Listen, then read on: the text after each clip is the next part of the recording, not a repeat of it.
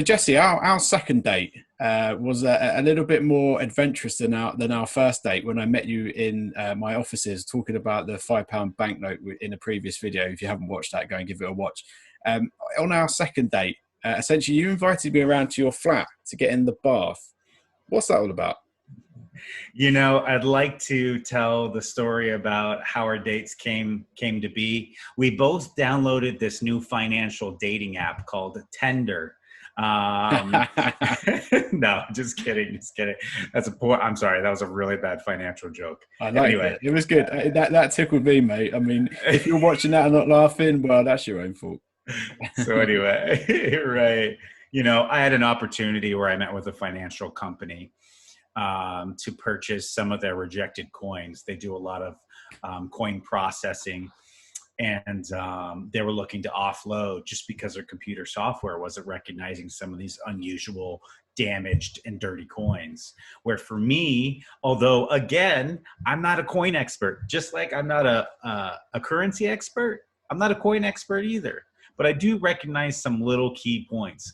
One, with automation, I know that some coins, much like the 50p, much like £5 notes that come out and some older ones that have these special limited edition runs, they're not able to be read by some of these software programs that are out there simply because the circulation number is so low.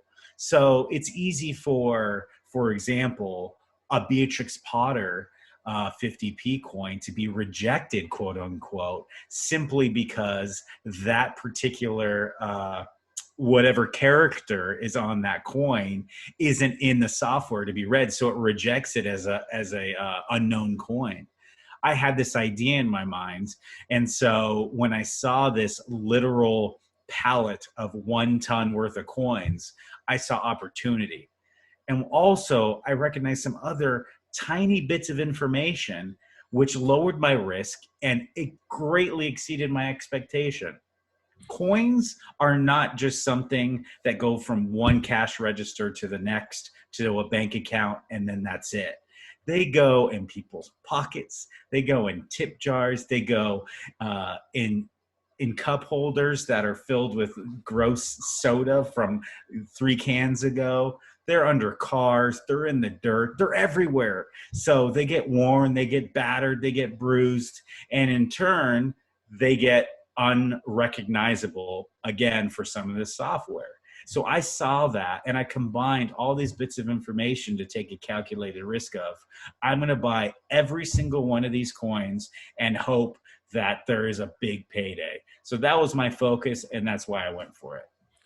I should point out here, when I say I came around to your flat and got in the bath, basically what I mean by that is we spent the day sort of sifting through coins looking for gold.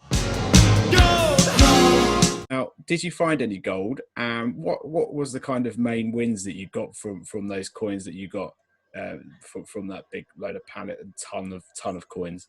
Yeah. The expectation and the hope is when you buy that lottery scratch off that you're going to win the grand prize of £1,000,000. But would you really be that upset if you only won the £100,000 or the £10,000 second or third prize? I don't think so. This is exactly the circumstance here. No, I didn't find any gold coins. I didn't find any 1 ounce gold Cougarans. I didn't find pirates' golds, treasure from the Spanish Inquisition. But what I did find is some of these coins that were made of silver and some other various precious metals. Not as good as gold.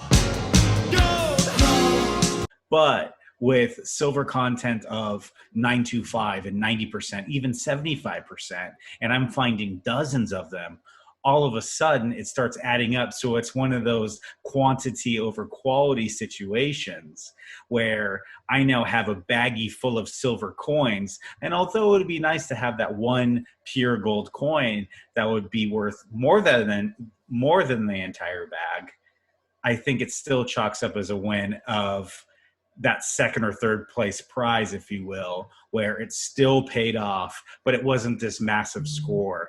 But I love that stuff. I love finding these diamond in the rough opportunities where you have to do a little work. You have to put a little elbow grease in, literally, to find these smaller opportunities that really add up over time. Well, to read the full story and find out how much money you actually made from that pallet of coins, you'll have to buy the book "Never Go Broke," which is out on the 6th of May, 2021. It's safe to say that in that coin haul, there was quite a lot of rejected euros, wasn't there, that needed cleaning up, that have been sort of lingering around in fountains, for example. And actually, it's a really good example of, in the book, where we talk about time versus profit and how much time you spend on one opportunity and the profit that you're going to get from it, and working out like an hourly wage. And I think it's all of that kind of stuff is really, really fascinating. It's a really interesting part of the book. You'll have to go and buy it to find out more.